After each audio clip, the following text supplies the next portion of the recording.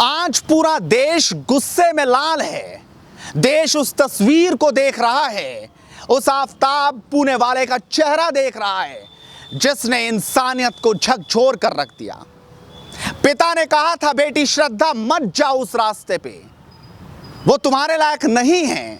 लेकिन पिता की बातों को झुठलाते हुए बेटी ने आगे कदम बढ़ाया और पहुंच गई मुंबई से दिल्ली, उसी आफताब पूने वाले के पास जिसने 35 छोटे छोटे टुकड़ों में उसके पूरे शरीर को फ्रिज में कैद कर दिया।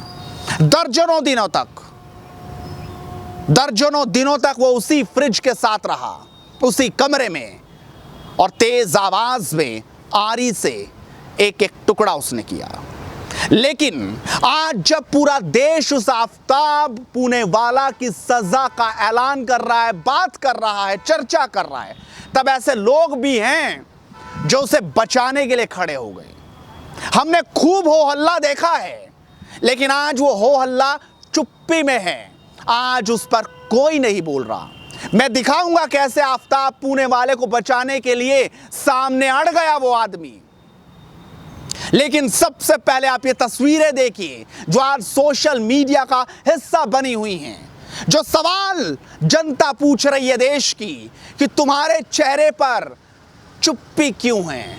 आज ये तख्तियां तुम्हारे हाथों में कहां हैं? अगर आयशा थी तो आप खड़े थे, अगर श्रद्धा है तो आपके चेहरे पर, आपकी जुबान पर चुप्पी क्यों? मैं किसी को बांटने की बात नहीं कर रहा हूं, या ना किसी बात में हिंदू मुसलमान हैं, लेकिन आज बात उस दरिंदे की है जिसने हर किसी को झकझोर कर रख दिया। आज जब सामने आकर हर किसी को इंसानियत के साथ खड़ा होना चाहिए, तब लोग उसको बचाने की कोशिश कर रहे हैं। आज आफताब पूना वाला जो छोटे छोटे टुकड़ों के साथ दर्जनों दिनों तक सोया, जिसने श्रद्धा की वो आखिरी चीखें खुद सुनी होंगी, जिसने तेज म्यूजिक सिस्टम की आवाज में श्रद्धा की चीखों को छुपा दिया था, आज उस आफताब पूना वाला को बचाने के लिए गमछा लेकर, इबादत का झूठा नाम लेकर कैसे कैमरों के सामने वो शख्स सड़ गया, जिसे देखकर गुस्सा तो शायद बहुत लोगों को आया होगा, और देखेंगे तो समझेंगे, सच्चाई समझ आएगी, क्योंकि हेडलाइंस इंडिया सिर्फ सच्चाई का मंच है। आप देखिए कैसे जब उसको उस मेहरौली के जंगल में उन टुकड़ों के बीच से लाया गया वापस थाने, तो किस कदर वहां पर उसको बचाने के लिए एक शख्स खड़ा हो गया। जब सैकड़ों मीडिया के कैमरे उसकी तस्वीर लेने के लिए खड़े थे, तब किस कदर उसने गमछा फैलाया, इस कदर गमछा फैला दिया कि कैमरों में उसकी तस्वीर कैद ना हो जाए, और फिर वो वहां पर उस थाने के गेट के पास खड़ा हो गया। आप इन तस्वीरों के जरिए देखने की कोशिश कीजिए और समझने की कोशिश कीजिए कि किस कदर उसको बचाने की साजिश हो रही है। और अभी तो ये शुरुआत है, अभी तो और दिन ब्याद देखिए, उसके वकील भी खड़े होंगे, उसको बचाने के लिए पूरी कोशिशें कर दी जाएंगी, और हो सकता है कि भविष्य में यह भी कह दिया जाए कि सबूत ही कुछ नहीं था, हो तो हो क्या।